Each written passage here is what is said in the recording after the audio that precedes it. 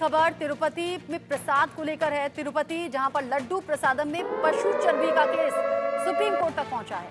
Supreme court में जनहित याचिका इसको लेकर लगाई गई है। जांच के लिए एसआईटी गठित करने की मांग अब हो रही है और इसी मांग के चलते जनहित याचिका सुप्रीम कोर्ट में लगाई गई।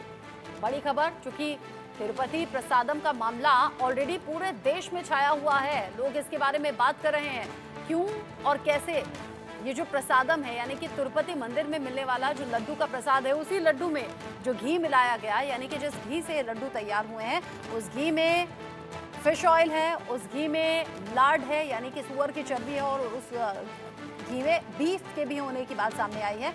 और ये सब कुछ लैब रिपोर्ट के जरिए सामने आया है यानी कि लैब रिपोर्ट में इस बात का जिक्र है कि ये सब कुछ की मिलावट इस घी में है। तिरुपति के लड्डू के लिए घी सप्लाई वाली कंपनी पर एक्शन की भी खबर मिल रही है। AR dairy food product limited पर शिकंजा कस रहा है। तमिलनाडु की कंपनी के तीनों डायरेक्टर पर जांच अब बिठा दी गई है। इसमें Rajasekaran R, Suryaprabha R, Srinivasan SR पर शिकंजा कसा है। तीनों डायरेक्टर के खिलाफ आंध्र प्रदेश सरकार ने जांच शुरू कर दी है। जिस तरीके से ये केस सामने आया उसके बाद जाहिर सी बात है घी बनाने वाली कंपनी के मालिक कौन, कर्मचारी जिनके जरिए मिलावट की गई, किस किस की जानकारी में इस मिलावट के बारे में पुख्ता तौर पर सबूत हैं, ऐसी तमाम बातें हैं जो जांच का विषय हैं। तत्कालीन सरकार पर भी सवाल उठ रहे हैं। साथ ही साथ जिस तरीके से ये प्रसादम यानी कि जो लड्डू का प्रसाद है ये लोगों के बीच में बांटा जा रहा था, उसको लेकर अब लोगों की भावनाएं भी बड़ी आहत हो रही हैं। लोग कह रहे हैं कि हमने बहुत ही शुद्ध तरीके से उस प्रसाद को ग्रहण किया, लेकिन अब खुद को ठगा हुआ महसूस हम कर रहे हैं जिस तरीके से इसमें पशु चर्बी मिली होने की बात सामने आई है यानी कि प्रसाद के घी में पशु चर्बी भी मिक्स थी। तिरुपति बालाजी मंदिर के प्रसादम यानी कि लड्डू में मिलावट की खबर के बाद सवाल उठ रहे हैं कि आखिर ट्रस्ट क्या कर रहा था। करुणाकर रेड्डी जो कि जगन मोहन रेड्डी की सरकार में टीडीडी के चेयरमैन रह चुके हैं, जिनके कार्यकाल में मिलावट और गड़बड़ी के आरोप लगे, उनका इस पूरे मुद्दे पर क्या कहना है, सुनिए। करुणाकर रेड्डी इस वक्त मौजूद हैं हमारे साथ, टीटीडी के पूर्व chairman. Sir one line sir please. The serious allegation, whatever serious allegation has made against you. Just one line, sir. Just one line, whatever you have to say. Chandrababu Naidu is a liar. He made a false allegation on YSRCP to ruin Jagan Mohan Reddy's personality.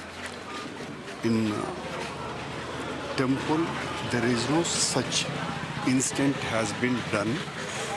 Only because of his political interest and motives, Chandrababu Naidu made that allegation. गड़बड़ी tender में भी गड़बड़ी हुई है, because घी का tender किसी ऐसी company को दी। चंद्रबाबू का वॉइस में है, हाँ, टेंडर में नहीं। अच्छा, आपको आपके धर्म को लेकर भी विरोध किया गया कि आप ईसाई धर्म प्रैक्टिस करते हैं, फिर भी एक हिंदू मंदिर का ट्रस्ट का चेयरमैन बना दिया गया। क्या बोल रहे? आप ईसाई धर्म, you practice the Christian religion, they made allegation. Everybody knows except Chandrababu Naidu who is him. तो सर अभी आपका स्टैंड क्या हुआ, क्योंकि वो एआर डेयरी कंपनी है जिस पर अब कार्रवाई एक्शन लिया जा रहा है, एआर डेयरी कंपनी जिसको आपने टेंडर दिया Nandini. Whatever the investigations comes out, we will face. We have not done any mistake. We will fight against this allegations. Sir घी 320 रुपीज़ पर किलो मिल सकता है क्या? 320 रुपीज़ पर किलो, ये बड़ा allegation. Please ask Chandrababu Naidu.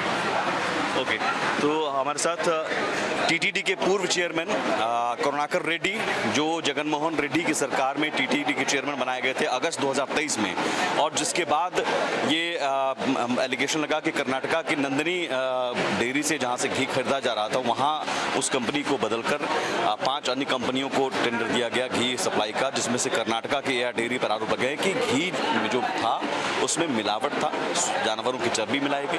अब करुणाकर रेड्डी सफाई दे रहे हैं कि ये पॉलिटिकल एलिगेशन है, पॉलिटिकल माइलेज लेने के लिए। हालांकि कई सवाल हैं जो हमने पूछे, जवाब खुलकर नहीं दे पाए। सहयोगी कैमरा पर्सन वेंकटेश के साथ सुमित झा, इंडिया न्यूज, तिरुपति।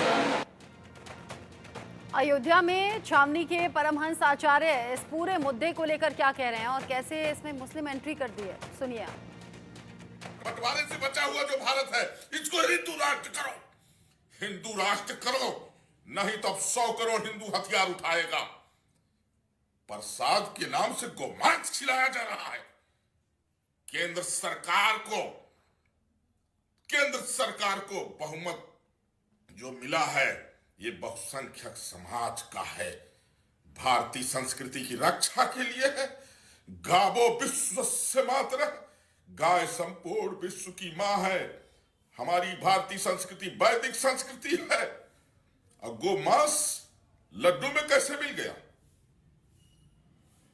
इसलिए यह अगर केंद्र सरकार इस पर सख्त नहीं हुई तो 100 करोड़ हिंदू हथियार उठाएगा और भारत को हिंदू राष्ट्र बनाएगा। बहुत दुखी हूं कि विश्व प्रसिद्ध मंदिर बालाजी का, तिरुपति बालाजी का, वहां गोमांस कैसे उसमें मिल गया। अभी तक इस पर क्या जो है तो कार्रवाई हुई है। वहां से 1 लाख लड्डू आया था अयोध्या में, रामलला के मंदिर में, जो साधु संतों को बांटा गया। इसलिए केंद्र सरकार हिंदुओं के हथियार उठाने के पहले हिंदुओं को न्याय दे दे, गोवंश को राष्ट्रीय धरोहर घोषित कर दे।